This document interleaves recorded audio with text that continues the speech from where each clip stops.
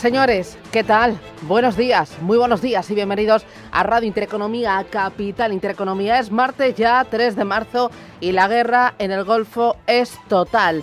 El segundo año del segundo mandato de Donald Trump va a ser recordado por el vértigo. Estamos ante un nuevo orden mundial o ante un auténtico polvorín. Bueno, la verdad es que mirando los mercados, bolsas, bonos y materias primas están reflejando la tensión desatada en Oriente Medio. Las bolsas asiáticas vienen en rojo. El Nikkei registra una caída superior al 2%. El dólar, el oro y la plata se activan como refugio en la tormenta. El bono a 10 años supera el 4% de rentabilidad. El crudo Brent roza los $80. Ayer fue un día de fuertes ventas en el equity europeo. Los inversores venden bolsa europea, que subía más que la americana en el año. Y Wall Street, sin embargo, Wall Street mantiene el tipo. Hoy se va a cumplir el cuarto día de esta guerra del Golfo que han iniciado Israel y Estados Unidos. Donald Trump dice que para derrocar al régimen iraní no descarta enviar tropas sobre el terreno. Ganaremos fácilmente, ya lo estamos haciendo, estamos muy por delante de nuestras previsiones, pero sea cual sea el tiempo que nos lleve, no pasa nada, haremos lo que sea necesario siempre. Desde el principio previmos que nos llevaría entre 4 y 5 semanas, pero tenemos capacidad para ir mucho más allá y lo haremos.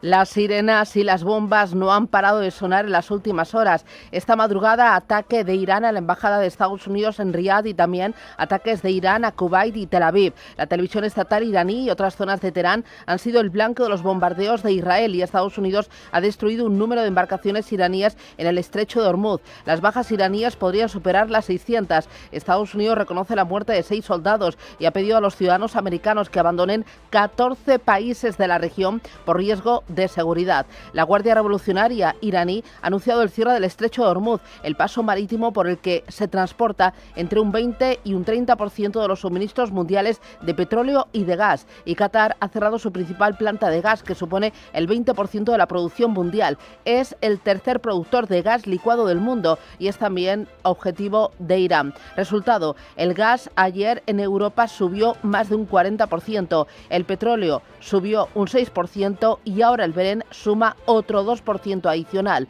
Estados Unidos hoy anunciará medidas para mitigar el aumento de los precios de la energía. Así lo contaba ayer el secretario de Estado, Marco Rubio. El secretario Wright, el secretario Bessent y yo volvimos a hablar anoche sobre este programa. Lo hemos comentado esta mañana y a partir de mañana verá cómo ponemos en marcha esas fases para intentar mitigar lo que obviamente va a ser la reacción de los mercados ante las noticias sobre lo que está sucediendo. Y de nuevo les recuerdo que piensen en ello. Este régimen terrorista liderado por radicales tiene la capacidad potencial de cortar el suministro energético mundial. Ese es el tipo de influencia que tienen debido a su ejército, pero hay un plan en marcha.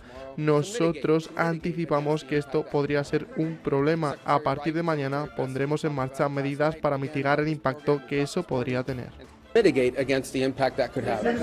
Hablamos de energía y también de otros muchos más productos. El bloqueo de Hormuz hará que los buques queden parados y suspendan sus rutas por el estrecho. Hablamos de energía, hablamos también de otro tipo de productos como materiales, materias primas y por lo tanto precios más altos que van a tensar la inflación y pondrán en alerta a los bancos centrales. También están siendo importantes las repercusiones en el tráfico aéreo mundial, con miles de vuelos cancelados y multitud de retrasos. En un mundo globalizado no hay forma humana de escapar de las consecuencias de un conflicto que nos va a sacudir a todos al bolsillo. Miramos a las bolsas, cómo las tenemos ahora mismo. Anoche Wall Street sorprendía al cerrar de una manera estable, con signo mixto, pero los futuros se han girado a la baja. En Asia se imponen las ventas y, como digo, el petróleo está en el punto de mira, máxima tensión, y oro y dólar que actúan Eva Villanueva como refugio.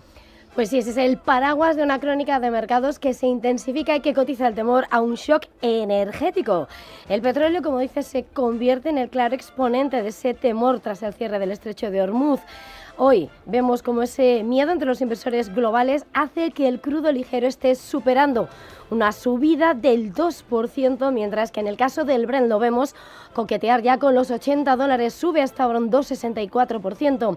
El West Texas 72,72 después de haber visto como el gas natural también está superando el 2% de revalorización y el TTF de referencia, el del gas natural europeo, que anoche subía ya ese 39%. Un aumento de los precios de la energía que sin lugar a dudas se está trasladando a la lectura de los mercados y que está cotizando en lo que es el comportamiento de los mercados asiáticos, donde ese incremento de los precios de la energía, del petróleo, va a incrementar los costos para esas empresas asiáticas y afectar a sus ganancias. Es ahí donde vemos hoy al índice surcoreano, al Kospi, desplomarse un 6,5%. Anoche no cotizaba, estaba cerrado por festivo y vemos como en medio de esa aversión al riesgo los títulos de gigantes tecnológicos como Samsung se desploman el 8%. En el Nikkei, en Japón, las caídas son del 1,35% y como decías, a la hora de mirar los gráficos, vemos de cómo Wall Street cerraba anoche estable, pendientes más de los datos macroeconómicos del país, mientras lo que vemos es como de cara a lo que va a ser la apertura en la jornada de hoy, con un recrudecimiento del discurso de los futuros del S&P, caen un 0,85% y los del Nasdaq ya con caídas del 1%. También en Europa vemos como los futuros del DAX retroceden el 1,17%, después de haber visto como anoche, ayer por la tarde, Europa cerraba con caídas. Las mayores eran para el IBEX 35 del 2,64% y donde los claros protagonistas estaban en los movimientos de las compañías de defensa a un lado y a otro del Atlántico, que eran los que mejor se posicionaban, como Lockheed Martin, Northrop Group o aquí en Europa Hensoldt y BAE System. En medio del temor a lo que pueda llegar en esa guerra, el oro actúa como activo refugio. Hasta ahora se relaja, pero lo tenemos en 5.314 dólares, el índice dólar, el que referencia el billete verde frente a las principales divisas, avanza, extiende las ganancias hasta 98,76 unidades y hemos visto cómo los bonos han visto retroceder. El Treasury a 10 años ha vuelto a superar el 4%. Mientras tanto, en Europa, el presidente de Francia, Emmanuel Macron, anuncia que aumentará su arsenal nuclear para hacer frente a un nuevo contexto geopolítico. Ofrece protección a sus socios europeos. Rubén Gil, buenos días. Buenos días. Macron va a reforzar la capacidad nuclear de Francia y va a aumentar las ojivas nucleares del país por primera vez en décadas. Además, asegura que no le va a temblar la mano para apretar el famoso botón atómico si ve amenazados los intereses de Francia. Por lo tanto, para ser libre hay que ser temido y para ser temido hay que ser poderoso. El aumento de nuestro arsenal es prueba de ello, pero para ser poderosos, y esta es la segunda parte de mi discurso de hoy, debemos estar más unidos.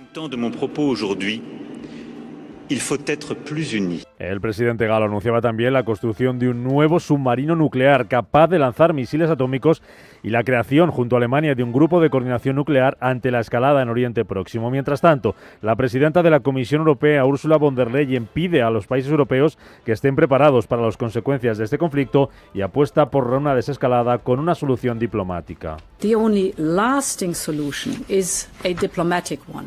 And this means a credible transition for Iran. La única solución duradera es diplomática, lo que significa una transición creíble para Irán, la suspensión definitiva de los programas nucleares y balísticos y el fin de las actividades desestabilizadoras en la región, decía von der Leyen. Mientras tanto, España, contracorriente de sus socios europeos, sigue calificando como injustificado el ataque de Estados Unidos a Israel sobre Irán. El gobierno se desmarca de la posición adoptada por Francia, Alemania y Reino Unido y veta el uso de las bases militares estadounidenses de Morón y Rota para la operación en Oriente Medio, una decisión que ha sentado muy mal tanto en Estados Unidos como en Israel. Lo anunciaba la ministra de Defensa, Margarita Robles. Las bases, es verdad que hay un convenio con Estados Unidos, pero nosotros entendemos que ese convenio tiene que operar dentro del marco de una legalidad internacional, de que haya un amparo internacional del ámbito que sea para que se puedan realizar esas actuaciones.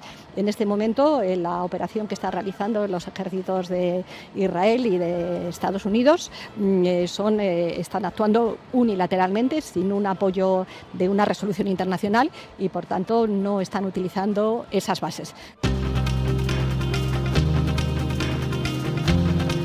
La ministra de Economía británica Rachel Reeves presenta hoy ante el Parlamento su declaración de primavera en medio de la incertidumbre por la situación en Oriente Medio. Reeves actualizará el presupuesto y mantendrá el compromiso de sanear las finanzas públicas del país. Anunciará nuevas previsiones de crecimiento para la economía británica y también sobre el endeudamiento. Los inversores no esperan que haya cualquier sorpresa en el gasto que pueda inquietar a los bonos británicos, ni tampoco anuncios de nuevas subidas de impuestos, después de que en su último discurso la ministra de Economía de Reino Unido elevara la carga impositiva a su nivel más alto desde después de la Segunda Guerra Mundial. El presidente de Estados Unidos, Donald Trump, se reúne este martes en la Casa Blanca con el canciller de Alemania, Friedrich Merz. Ambos mandatarios van a abordar cuestiones económicas, energéticas y comerciales en un contexto geopolítico marcado por los ataques de Washington e Israel contra Irán y las represalias de Teherán. Merz llegará a Washington después de que el Parlamento Europeo haya suspendido el acuerdo comercial de la Unión Europea con Estados Unidos tras la nueva amenaza arancelaria de Trump. También hablarán de la guerra entre Rusia y Ucrania, cuyas negociaciones están ahora mismo en un punto muerto. Zelensky espera que pronto se reanuden las conversaciones de paz con Rusia. Como ya he respondido, nadie ha cancelado nada todavía. Si hay dificultades en Budapest debido a los misiles y los drones, creo que tenemos Turquía, tenemos Suiza, lugares que ya han funcionado y nos han permitido reunirnos a todos. Apoyaremos sin duda cualquiera de estos 3 lugares para la reunión. Esperamos la respuesta de nuestros socios. La Corte de Estados Unidos rechaza retrasar la implementación del fallo del Supremo sobre aranceles de Trump. Un tribunal federal de apelaciones rechazaba este lunes retrasar por 3 meses la implementación del fallo del Tribunal Supremo que invalidó la mayor parte de los aranceles activados por el gobierno del presidente estadounidense, lo que reabre la puerta a que comiencen a procesarse los reembolsos millonarios que ya han reclamado diferentes importadores. Entre las grandes empresas que han pedido ya esos reembolsos está el gigante de logística FedEx, el de la cosmética Revlon, el fabricante de óptica EssilorLuxottica o la minorista Costco. India y Canadá cerrarán su tratado de libre comercio antes de que acabe el año. Los dos países se han fijado como objetivo duplicar el intercambio bilateral hasta los 50.000 millones de dólares para el final de la década. Tras el viaje de Mark Carney a Nueva Delhi, India y Canadá han lanzado una alianza de defensa y han firmado varios acuerdos relativos a minerales críticos y al suministro de uranio. Aquí en España, 2 cositas. Primero, los ministerios de Trabajo y Seguridad Social publican los datos de paro registrado y afiliación a la Seguridad Social de febrero. Después de que en enero el mercado laboral perdiera más de 270.000 afiliados, el mayor descenso en un enero desde 2012, y el paro aumentara en más de 30.000 personas por el final de la campaña de Navidad. Y hoy comienza la sesión de investidura de María Guardiola en Extremadura. Y de momento sin acuerdo entre PP y Vox para reelegir a Guardiola como presidenta extremeña. En paralelo, hoy se constituyen las Cortes de Aragón con la presidencia de la mesa como termómetro de la negociación entre ambos partidos.